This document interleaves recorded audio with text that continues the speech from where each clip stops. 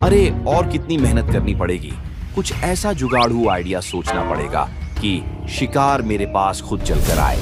भेड़िया बहुत ही शातिर धूर्त था। वह कोई ऐसा तरीका ढूंढ रहा था जिससे वह आसानी से शिकार ढूंढ सके। सुनो गधे भाई, क्या तुम इस लकड़ी के गट्ठे को उठा सकते हो? यह अनुमान से ज्यादा भारी है। ठीक है मगर नन्ही हिरण, ये सब करने की क्या जरूरत है? अच्छा हुआ जो मैं यहाँ आ गया। अब इन लकड़ियों को मेरे पीठ में डाल दो, मैं इन्हें छोड़ दूंगा। गदहा बहुत ही दयालु और समझदार था। वह हर किसी की मदद किया करता था। एक दिन भेड़िया बड़ी ध्यान से एक स्थान पर बैठकर सोच रहा था। तभी एक बैल उसके पास आया। क्यों भाई भेड़िए, ऐसे क्यों बैठे हो? बाबा बनने की सोच रहे हो क्या? यहाँ से चुपचाप खिसक ले, अभी कुछ गहरी बात पर विचार कर रहा हूँ। मर फिर यहीं, मुझे क्या लेना देना। तभी उसके दिमाग में एक उपाय आया। अरे वाह, इस बैल ने सारी प्रॉब्लम सॉल्व कर दी। अब मैं कल से इस जंगल में बाबा बनकर आऊंगा। अगले दिन मैं अब शांति प्रिय भेड़िया बन चुका हूँ। इस संसार से मेरा मोह उठ गया है बालक। पहले मैं नादान था, बेवजह यहाँ वहां घूमता रहता था और किसी भी जानवर की हत्या करके उसे खा जाता था। अब मुझे दिव्य ज्ञान मिल चुका है। जाओ जंगल में ऐलान कर दो, ज्ञान बाबा इस जंगल में अपना आशीर्वाद देने आए हैं। हिरण भेड़िए की बातों में फंस चुका था। वह सभी जानवरों तक ये बात फैला देता है कि भेड़िया अब ज्ञानी बाबा बन चुका है। हिरण की बात सुन के सभी भेड़िए के पास पहुंचे। और मैंने सुना है कि तुम बाबा बन गए हो। बाबा तो कभी शिकार नहीं करते, ऐसे में तुम क्या खाओगे? मैंने कब कहा कि मैं शिकार करूंगा बालक? मुझे मांस की अब कोई आवश्यकता नहीं है। मैं तो फल खाया करूंगा। तुमने बाबा बनने की शिक्षा कहाँ से ली? मैंने ध्यान किया बालक। उस ध्यान में मुझे प्रभु ने आशीर्वाद दिया और कहा कि मैं इस जंगल का कल्याण करूं। तभी एक खरगोश वहां पहुंचा और बोला, बाबा जी, कोई चमत्कार कीजिए। मेरे बच्चे के पेट में बहुत दर्द हो रहा है, उसका इलाज कीजिए। तुम चिंता मत करो बालिके, मैं अभी एक मंत्र फूंकता हूँ और तुम्हारा बच्चा ठीक हो जाएगा। हिम क्ली हूँ फट स्वाहा। अब जाओ देखो कि ठीक हुआ कि नहीं। खरगोश अपने बच्चे को चेक करके आता है। बाबा जी की जय हो। अद्भुत बाबा जी, मेरा बच्चा बिल्कुल ठीक है।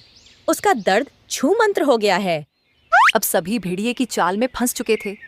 उन सभी को विश्वास हो चुका था कि भेड़िया बाबा बनकर चमत्कार करता है। अब भेड़िए की रोज सेवा होने लगी। तरह तरह के भोजन पकवान लाए जाने लगे।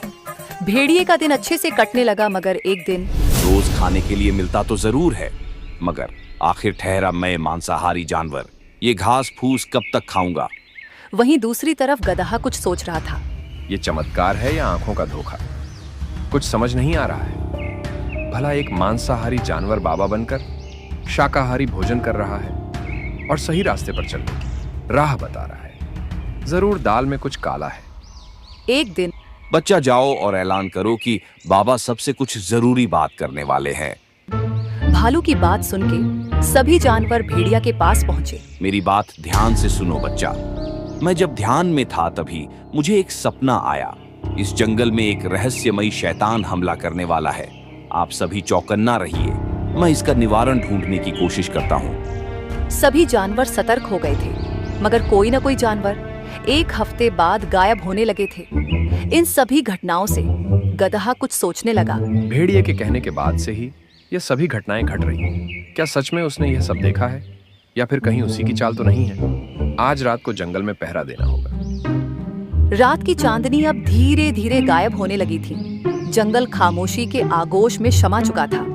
गधा एक पेड़ के पीछे दुबका हुआ था। तभी उसे किसी के आने की आवाज सुनाई दी। गौर से देखने के बाद उसे मालूम हुआ कि यह तो भेड़िया है। अच्छा जी, दिन में बाबा और रात में शैतान। पीछा करना पड़ेगा।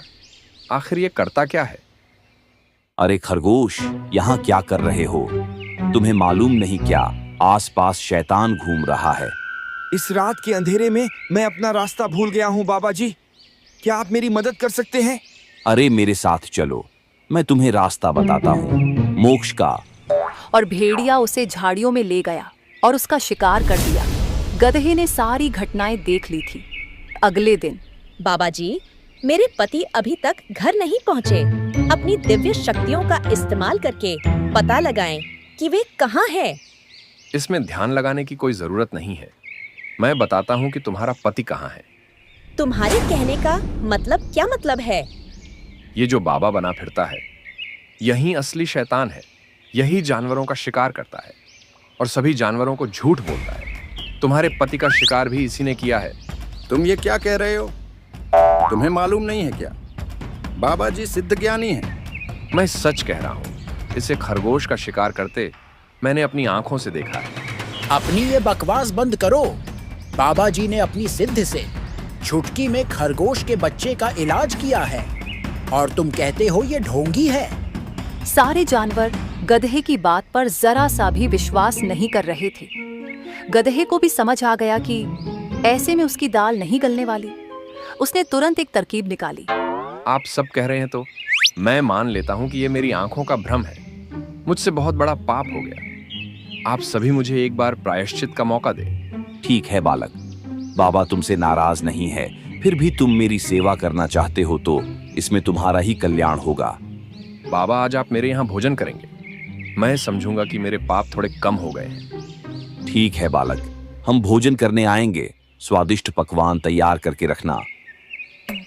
गधे ने बहुत सारे पकवान बनाए थे। उसने भेड़िए के साथ साथ राजा शेर सिंह और कुछ अन्य जानवरों को भी बुलाया था। गधे ने सभी को खाना दिया। सभी ने मजे से भोजन किया। लेकिन जब भेड़िए ने भोजन किया तो उसे तेज जलन होने लगी। गधे ने जानबूझकर उसके खाने में तीखी मिर्च डाला था। गुस्से में आग बबूला होकर भेड़िए ने कहा। उसका इतना ही कहना था कि सभी जानवरों ने भेड़िए की तरफ देखा। भेड़िए को एहसास हुआ कि उसने जल्दबाजी में कुछ गलत बोल दिया है। तभी उसने बात को काटते हुए कहा, अरे बालक गधे, तुमने मिर्च ज्यादा डाल दी है। थोड़ा ध्यान रखा करो। बाकी जानवर तो कुछ समझे नहीं, मगर शेर सिंह को भेड़िए के इस बर्ताव पर कुछ शक होने लगा। सभी ने खाना खाया और चले गए। सबके जाने के बाद गधे के पास शेर आया और उनके बीच कुछ बातचीत हुई। अगले दिन ये गधा अपने आप को बहुत होशियार समझता है। उसे मेरी किसी भी बात पर विश्वास नहीं होता। उसे रास्ते से हटाना ही होगा, वरना वो मेरा खेल बिगाड़ देगा। एक दिन भेड़िए ने गधे को हिरण से बात करते सुना। क्या हुआ हिरण भाई? परेशान नजर आ रहे हो। गधे भाई, मेरे इलाके की घास सूख चुकी है। मुझे नए चारे की आवश्यकता है। बस इतनी सी बात। पहाड़ी के दूसरी तरफ एक जगह है, वहां हरी हरी घास उगी है। वहां जाओ। ऐसे भी उधर कोई ज्यादा जाता भी नहीं है। तुम्हें कोई परेशान भी नहीं करेगा। भेड़िए के खुरापाती दिमाग में एक उपाय आया। अरे वाह, जब ये हिरण वहां पहुंचेगा, मैं पीछे से इतना जोरदार हमला करूंगा और इसे घायल करके भाग जाऊंगा। और जब ये यहाँ आकर अपना दुखड़ा रोएगा, तब मैं सारा इल्जाम इस गधे के ऊपर डाल दूंगा। बोलूंगा कि गधा ही असली शैतान है जो भेष बदलकर जंगल में रहता है। हिरण हरी हरी घास देखकर बहुत कुछ हो रहा था। उसे मालूम नहीं था कि भेड़िए उसके ऊपर नजर टिकाए बैठा है। अरे वाह, गधे ने सही कहा था। यहाँ तो सच में नई नई घास है। हिरण घास खाने में मग्न हो गया।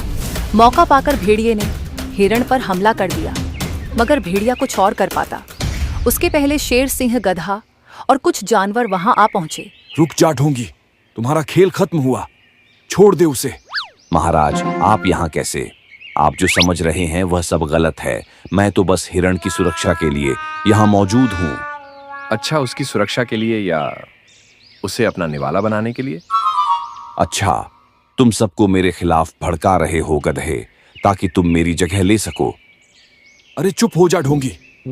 और कितने झूठ बोलेगा? मीठी मीठी बातें कर सभी जानवरों को भ्रम में रखा और सबका शिकार करता रहा और इल्जाम उस शैतान पर डालता रहा जो दिखाई भी नहीं देता। भेड़िया बुरी तरह घबरा गया था। उसकी पोल खुलते देखकर उसने गिड़गिड़ाते हुए कहा, महाराज, मुझे माफ करे। तुम्हारी माफी नहीं सजा होगी। वो तो अच्छा हुआ कि गधे ने खाने पर बुलाया और तीखी मिर्च तुम्हारे खाने में डालकर तुम्हारा मुंह खुलवाने की कोशिश की। उसी समय मुझे तुम पर शक हुआ और मैंने गधे और हिरण के साथ मिलकर ये योजना बनाई। सैनिकों, इस भेड़िए को काल कोठरी में डाल दो। रुकिए महाराज, मुझे एक बात जाननी है कि इसने खरगोश के बच्चे का इलाज बैठ बैठे कैसे किया? मैंने खरगोश के बच्चे को एक जड़ी बूटी खिलाई थी जिससे पेट में गैस बनती है और थोड़ी देर तक दर्द होता है, मगर बाद में दर्द अपने आप कम हो जाता है। खरगोश जब आई तब दर्द था और जब तक वह दोबारा चेक करने पहुंची तब तक दर्द कम हो चुका था। गधे की योजना से भेड़िए की सच्चाई सामने आ गई थी। सभी जानवरों ने गधे से माफी मांगी और कसम खाई कि बिना जांच पड़ताल करे कभी भी किसी की मीठी बातों में नहीं आएंगे।